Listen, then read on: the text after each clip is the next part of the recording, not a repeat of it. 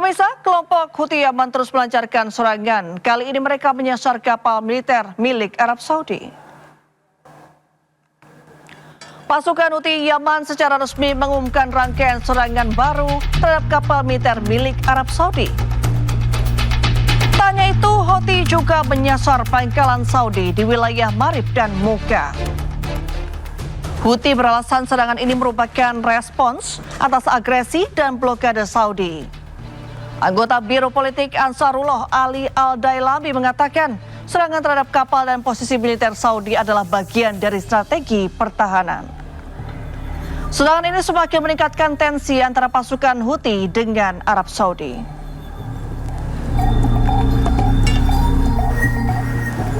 Pemirsa, sebuah pesawat tempur F-16 milik Angkatan Udara Turki jatuh di kawasan Yalova.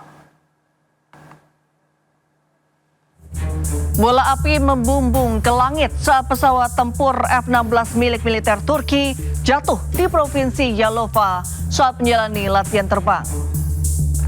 Sang pilot berhasil menyelamatkan diri dengan kursi pelontar. Pilot kemudian dievakuasi ke rumah sakit Provinsi Yalova. Kementerian Pertahanan Turki menyatakan pesawat mengalami gangguan teknis ketika menjalankan penerbangan rutin. Pasukan Israel mengklaim telah menghancurkan lebih dari 300 lokasi. Mereka juga mengaku telah menemukan dan menghancurkan gudang senjata milik Hizbullah. Pasukan Batalion Pengintai Golani Israel telah menyelesaikan operasi selama hampir 50 hari di wilayah Beaufort, Lebanon Selatan. Selama bertugas, pasukan ini mengklaim berhasil menguasai wilayah yang disebut sebagai benteng utama Hizbullah. Mereka juga mengaku telah menghancurkan 300 lokasi yang diklaim sebagai infrastruktur milik Hizbullah. Infrastruktur ini termasuk diantaranya adalah gudang senjata dan fasilitas penyimpanan. Pasukan IDF saat ini masih bertahan di Lebanon Selatan. Mereka beralasan untuk menjaga keamanan di wilayah perbatasan ini.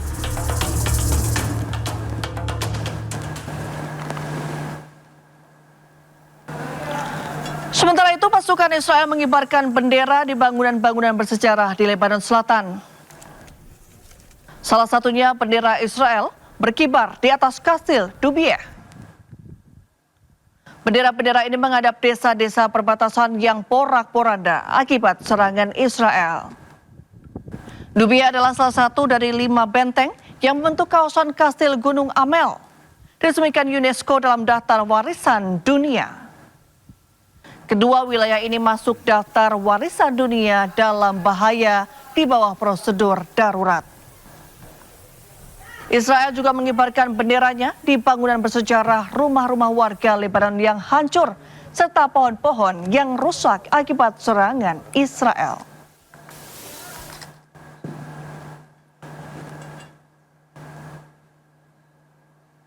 Ya, perang tanpa henti dengan Iran membuat sejumlah awak kapal Amerika Serikat mengalami tekanan mental. 7 personel Angkatan Laut Amerika Serikat dilaporkan tewas akibat bentrokan hebat yang terjadi di kapal induk USS Abraham Lincoln. Bentrokan hebat terjadi antar personel Angkatan Laut Amerika Serikat di kapal induk USS Abraham Lincoln. Menurut laporan sejumlah media, insiden ini bermula ketika penasihat untuk Komando Pusat AS, Brad Cooper, menanggapi keluhan dari awak kapal. Penasihat ini disambut cemoohan saat berbicara. Kondisi pun semakin memanas. Baku hantam terjadi antar awak kapal, mengakibatkan 7 personel militer Amerika Serikat tewas dan sejumlah awak kapal terluka. Kapal induk USS Abraham Lincoln berada di lautan selama 208 hari berturut-turut dan menjadi masa pengerahan tanpa henti terlama bagi kapal induk Amerika Serikat. USS Abraham Lincoln salah satu kapal induk canggih AS yang dikerahkan selama perang melawan Iran.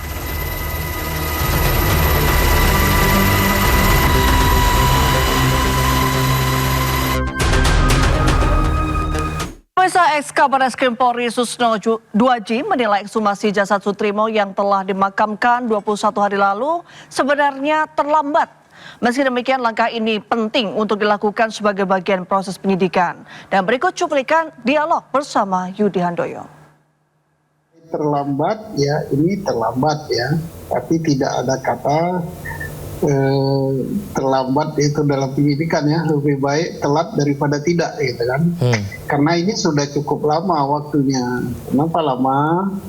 Yaitu dari tanggal 23 ya peristiwanya, 23 Juli, kemudian sekarang sudah tanggal 11, besok ekshumasinya tanggal 12. Kalau besok tanggal 12 berarti kan sudah hampir 20 hari ya.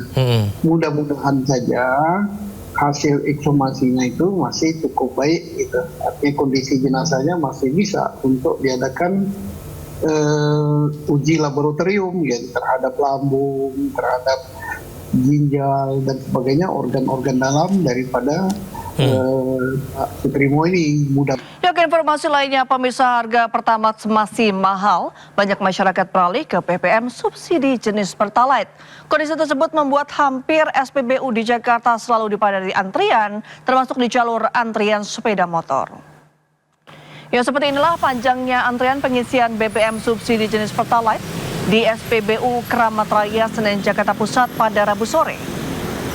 Banyaknya penggunaan Pertalite yang akan mengisi Pertalite membuat antrian mengular cukup panjang hingga keluar SPBU. Kondisi ini terjadi sejak harga Pertamax naik beberapa waktu lalu.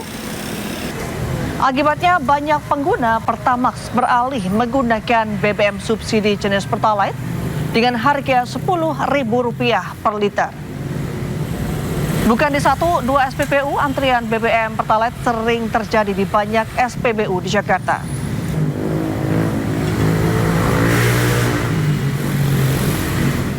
Ya, pengguna BBM Pertalite siap-siap ya, karena penjualan BBM subsidi akan kembali diperketat pada akhir tahun ini. Rencananya pemirsa, masyarakat desil 9 dan 10 alias kategori ekonomi atas tidak boleh lagi beli Pertalite. Penjualan BBM subsidi Pertalite bakal lebih diperketat pada akhir tahun ini. Hal itu dibahas dalam rapat koordinasi antara Menteri Keuangan Purbaya Yudisadewa dan Menteri SDM Bahlil Lahadalia di kantor Kemenke Selasa lalu. Purbaya menjelaskan pembatasan penjualan Pertalite bertujuan memastikan penyaluran BBM subsidi itu tepat sasaran. Nantinya kelompok masyarakat desil 9 dan 10 atau kategori ekonomi atas tidak boleh lagi membeli Pertalite. Namun untuk sepeda motor dipastikan tetap boleh mengisi BBM Pertalite.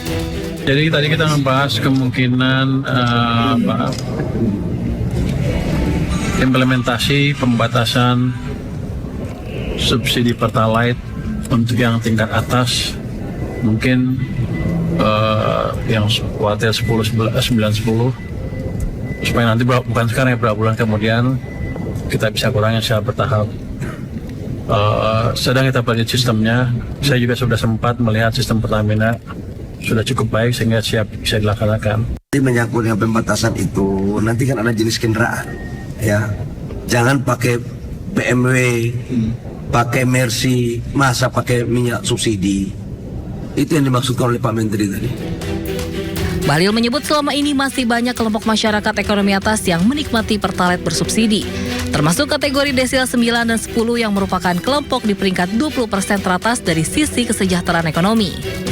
Akibatnya negara harus menganggarkan subsidi BBM hingga ratusan triliun rupiah setiap tahunnya.